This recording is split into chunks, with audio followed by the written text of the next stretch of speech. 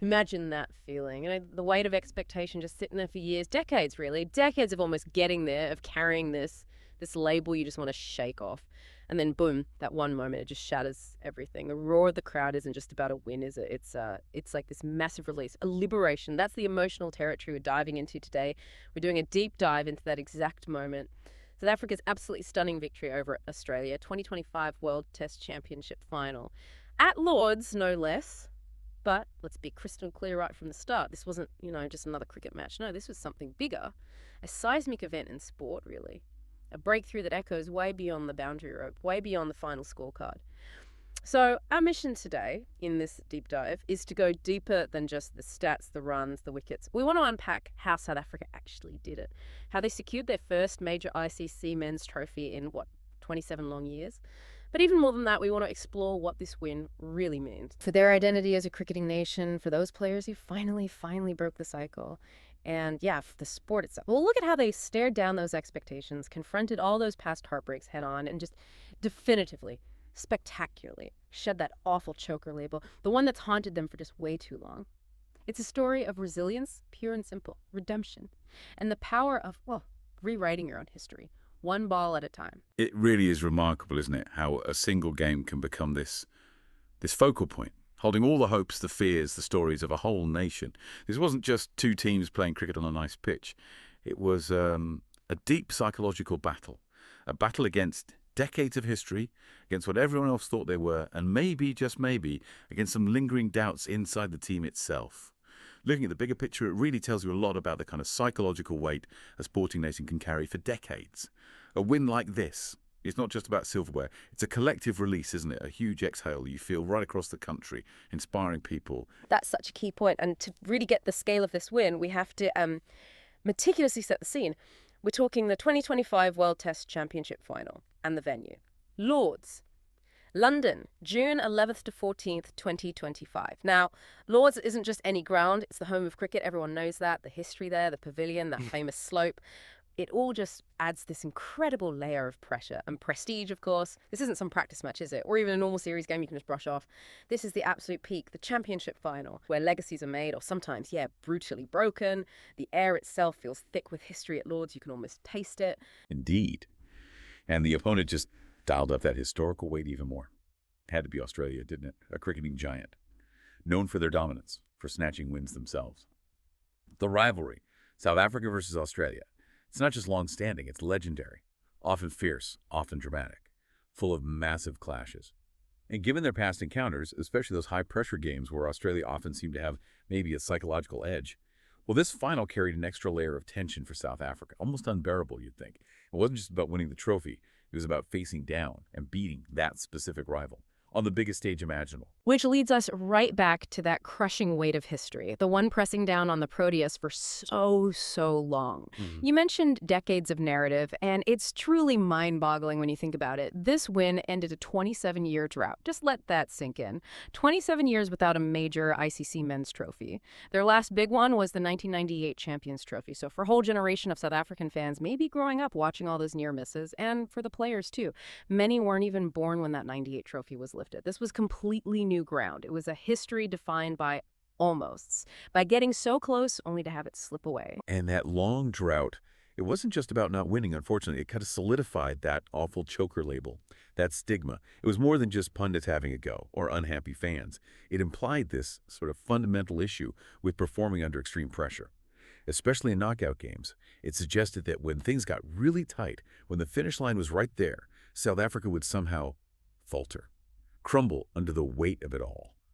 It wasn't just about losing games. It became this ingrained, really painful view of their team character, a narrative of weakness. So this victory, it was so much more than just a win. It was a public, definitive exorcism, getting rid of that debilitating story that had clung to them for way too long. It's almost impossible to really convey how deeply ingrained that perception had become. It wasn't just outsiders saying it, was it? Like you said, over time, it probably seeped into the team's own thinking, the nation's thinking even.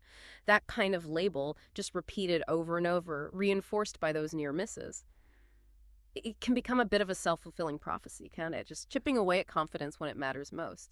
Young players in South Africa would have grown up hearing it, feeling it, maybe even taking some of that doubt on board themselves. It's a horrible burden to carry onto the field. And connecting that to the bigger picture, it just starkly shows the huge psychological burden that can really hang over a sporting nation for decades.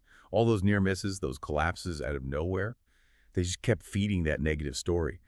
Which brings up the really critical question. How does a team actually mentally overcome something like that? Something so pervasive, so deep-rooted. It's not just about skill or tactics, though obviously you need those. It's about breaking down that mental barrier, building a new belief system, and then crucially proving it. Proving that new mental strength on the biggest, most unforgiving stage. This win was like a collective refusal to be defined by the past. A massive act of mental and emotional freedom. And they absolutely proved it, didn't they? Okay, let's shift gears now. Let's look at the anatomy of the win itself, because those final moments, pure drama. So the scoreboard on that vital fourth day, it set up this incredible climax. Australia had set them what looked like a really daunting target, 282 to win the championship. Coming into day four, South Africa picked things up at 213 for two, meaning they needed just 69 more runs with 8 wickets still in the shed. Now, on paper, 69 runs, 8 wickets, that's pretty straightforward, right? Almost easy. But hang on, let's really unpack that. Needing just 69 runs might look simple written down, but in the absolute cauldron of a World Test Championship final against Australia at Lord's, with decades of history and that label breathing down your neck, that is a completely different kind of pressure cooker. Totally different. Every single run feels massive. Every dot ball feels like a tiny step backwards, just tightening the screws. And every wicket that falls, oh, well, that's the potential trigger for the kind of collapse every single South African fan was terrified of seeing again. The tension must have been just suffocating. You could probably feel it through the screen. It really is the ultimate test, isn't it? Nerves, mental strength, sheer willpower. Even with wickets in hand, just knowing subconsciously that one mistake, one lapse in concentration could start a landslide. That's a huge mental weight. This is exactly where individual brilliance has to meet collective calm.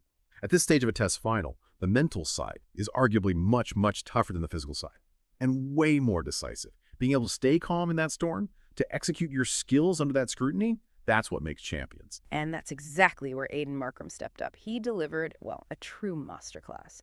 High-pressure batting at its absolute finest. A match-winning century. A magnificent 136 runs. And he anchored the entire chase with what everyone called impeccable timing and just profound patience.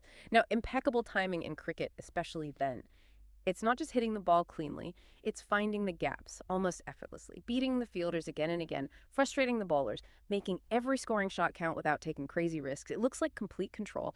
And combine that with patience, the sheer discipline to leave good balls, defend solidly, wait for the right moment to score. He just systematically broke down Australia's attack, quietly, methodically accumulating runs, without any sign of that panic we've unfortunately seen from South Africa and chases before. What's really fascinating here is that Markram's innings wasn't only about the number of runs, it was the psychological effect he had. He just soaked up so much pressure. He stopped Australia getting any real momentum going. And he just built his innings meticulously, never looking like crumbling under the weight of it all. He's like this calming influence out there, an anchor. Connecting this to the bigger picture again, he just perfectly highlights the incredible mental strength needed at the very top level, especially when a team is trying so hard to break a historical curse like that. It was a truly match-defining innings, supreme skill, yes, but also just unshakable temperament, and he was absolutely no question the deserved man of the match. But he wasn't fighting that battle alone, was he? The captain, Temba Bavuma, showed incredible composure himself and resilience. It went way beyond the stats. He battled through a hamstring strain. You could see he was struggling. But he added a crucial 66 runs, kept the innings steady, kept the chase on track. This wasn't just scoring runs. It was a physical fight, a mental fight, a real display of grit. He was clearly hampered, limping between wickets sometimes, but he just refused to give in, stayed out there for the team. Yeah, his ability to push through that kind of pain is just testament to his determination, his commitment. But beyond the physical side, his leadership was just outstanding. He led with this incredible calmness, this resolve, even when the Australians were doing their usual thing, the sledging, the verbal stuff, trying to unsettle him. That's a really key detail, often missed. Aussie teams are famous for that pressure. For Bavuma to not just handle it, but stay focused, score runs, guide the team, it speaks volumes about his character, his captaincy. He set a really powerful example for everyone else. What I find really compelling there is just the sheer grit of Bavuma. Battling the injury and facing down the Aussie sledging, that takes amazing guts, amazing leadership, doesn't it? Yeah. How much do you think seeing your captain visibly struggling but mentally just refusing to yield, how much does that actually lift the rest of the team in that moment? Oh, it has a massive impact, almost immeasurable. When your captain is literally limping, clearly in pain, but still standing tall, facing down the opposition's chat and still delivering under that pressure, Mhm. it just elevates everyone. It sends this clear message: if I can do this, you can too. We are not breaking. Yeah. That kind of visible, gritty leadership is often a huge psychological boost. It strengthens belief, pushes out any doubts that might be creeping in. It becomes a rallying point, reminding everyone what they're fighting for together. And just when you thought the drama couldn't possibly get any higher, it did. Aiden Markram. After that heroic 100, he gets out, just 6 runs short of victory. Oh, man. It must have sent a collective shudder through everyone watching. Especially South African fans. You must have thought, oh no, not again. Is this where it happens? Is the label coming back one last horrible time? Mm-hmm. Was this going to be another chapter in that near-miss history book? It was exactly the kind of moment that has haunted South African cricket for years. That tiny gap between winning and losing, where the pressure just becomes almost unbearable, where the ghosts of the past tend to show up. That's precisely where the old story would have kicked in, where the weight of those 27 years might have just crushed them. This was the real moment of truth, the ultimate test of this new resilience they seem to have found. But not this time. Nope. Enter Kyle Verreynne. He comes to the crease. New batsman. Narkram, the set guy, the hero, just walked off. And Verreynne promptly hits the winning boundary, seals a 5-wicket win, just like that. Think about that situation. You're new out there, barely had a look. Your main partner just got out. Only a handful of runs needed, but they're always the hardest runs in cricket, aren't they? Because of that pressure. What does it take, mentally, technically, to hit that winning shot under that kind of pressure, knowing 27 years of waiting, of that awful label, is basically writing on your back? It takes an incredible mix, absolute mental clarity, rock-solid self-belief, and just perfect execution. In that one super pressurized moment, Verreynne had to block everything out, all the noise, all the history. Just focus purely on the ball, instinctively. It said so much about his temperament, his character, and maybe the preparation from the coaches too. That he could execute so cleanly under that global spotlight. He didn't try to overhit it, did he? Didn't go for some big, risky shot. He played a proper cricket stroke, found the gap, and bang, job done. It was a moment of just pure, almost ice-cold composure, the perfect final act to break that jinx. And while the batsmen, quite rightly, got most of the headlines for those final day heroics, we absolutely have to acknowledge the unsung heroes too, the ones who laid the foundation. Test cricket is always a team game. This win was built on everyone contributing. Kagiso Rabada, for instance, world-class bowler. He and the other quicks were just relentless. They took huge wickets right through the match, across both innings, putting Australia under pressure, making sure that target, even though it's tough, was actually reachable. You just don't win a World Test Championship final without the bowlers, the fielders, everyone doing their job. The whole team played a part. Precisely. The bowlers' work, especially the fast bowlers, was fundamental to this win.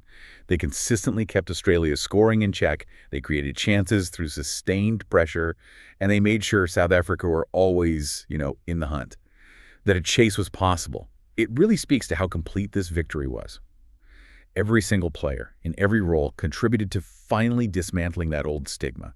It wasn't just one or two heroes, it was a proper team performance, a unit clicking at the absolute right time. So, okay, let's zoom out a bit now. Look beyond the boundary rope at the bigger picture, the ripple effects of this massive win. We've mentioned the 27-year drought a few times, but let's just state it again for its historical weight.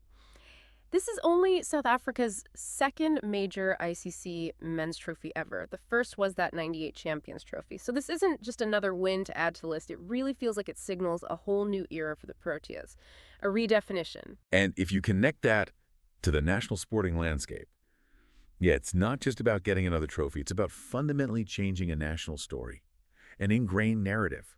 For so long, South African cricket was known for having incredible talent, but also, paradoxically, for not quite getting over the line in the big moments.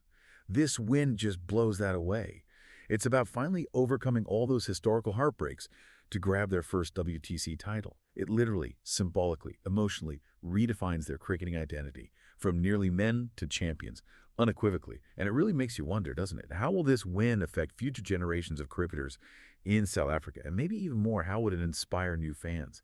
It could spark a whole new wave of passion for the game across the country, bring people in who might have been put off by past disappointments. And like with any great story of triumph, there's always the other side, isn't there? The flip side. While South Africa were celebrating, Australia, the defeated giants, were suddenly facing their own moment of reckoning. Losing a final like that immediately brought up big questions about their squad. Experienced, yes, but maybe aging.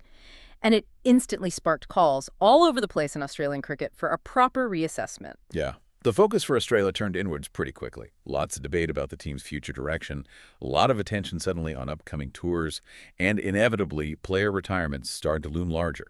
Even a powerhouse like Australia, used to winning, when they lose a big final unexpectedly, they face intense scrutiny from the public, from the media.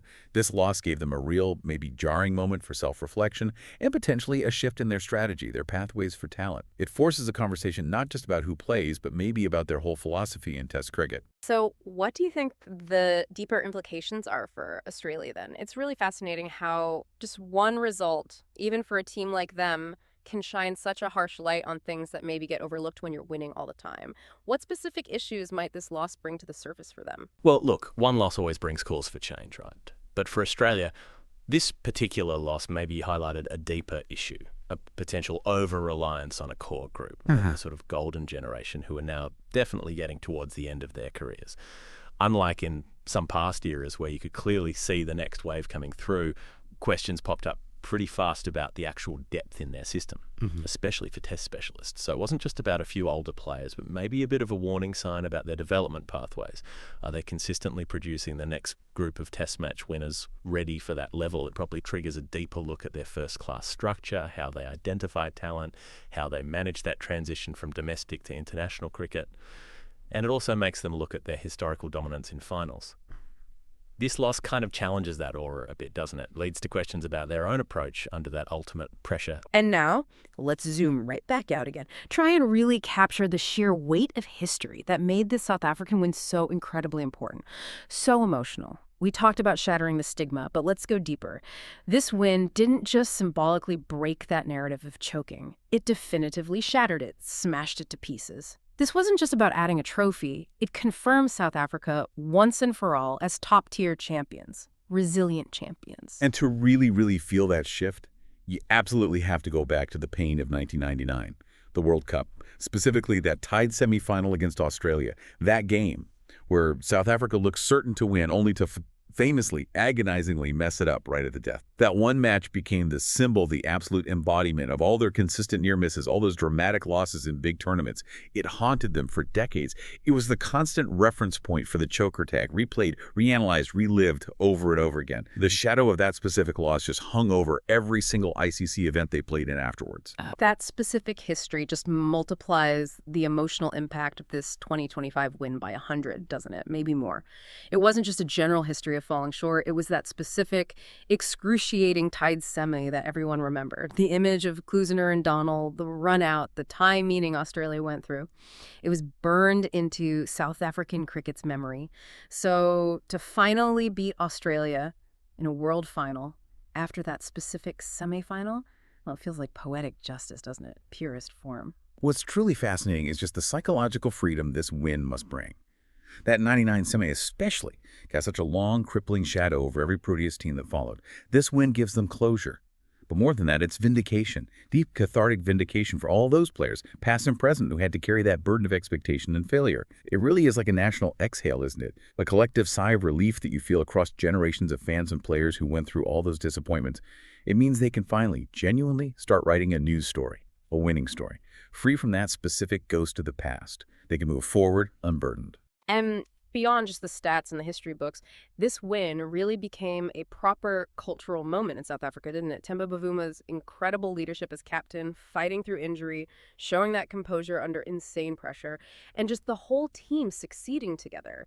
It resonated across the country in a way that goes beyond just cricket fans. It wasn't just celebrated by sports nets. It felt like a unifying moment for the whole nation. It wasn't just a big sporting achievement. It instantly became this powerful symbol of resilience, of perseverance, of overcoming adversity. for everyone. It feels like it could genuinely ignite a cricketing renaissance in South Africa.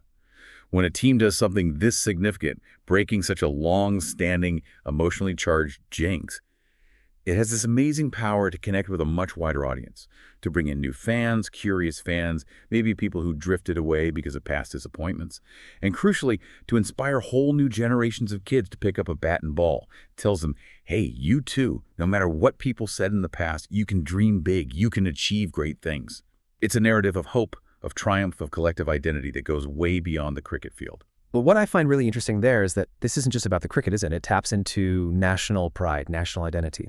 For South Africa, with its own complex history, a sporting win like this, one that so clearly smashes a negative label and rewrites a story, it's incredibly unifying. It really is South Africa rewriting their cricketing identity, moment by moment, win by win. It creates this shared memory, a moment of joy, of achievement, of belief that just spreads through society. It powerfully shows that with sheer persistence, with inspiring leadership that holds up under pressure, and with that collective resilience, deeply held historical narratives can be changed. It's a strong, tangible message that resonates way beyond the boundary ropes, offering lessons in perseverance, in belief that apply everywhere in life. And that really brings us towards the end of this deep dive into the Proteas' incredible, historic, long-awaited victory. We've unpacked the sheer emotional weight of ending that 27-year wait. We've looked at the amazing individual efforts, Markram, Bavuma, Varian stepping up at the end, and we've analyzed the huge ripple effect this win has had, both for South Africa and, yeah, for the landscape of Australian cricket too. It really stands as this powerful example, doesn't it, of the human spirit's ability to just break through psychological walls, to defy expectations built up over generations, and to forge a completely new path through sheer grit and belief. This was a victory that was really forged in the fire, you feel, earned through unwavering belief, staring down immense historical pressure. And as you, listening, reflect on this amazing moment in sport, maybe consider this. This moment, it really is more than just a trophy, isn't it? It's a living example of how persistence, how leadership under the most intense pressure imaginable, and how collective, unwavering resilience, well, it can change more than just a game. It can metaphorically, and in this case, literally break the chains of a difficult past, a past that defined you. So what challenges maybe in your own life or in your own field could benefit from that same kind of deep-seated resilience, that same determination? What old labels, maybe unfair ones, are you carrying around that maybe, just maybe, with enough persistence and a belief in a new story, you too could finally shed? Stepping into a new, victorious identity, it's definitely a question worth thinking about long after that final boundary was hit.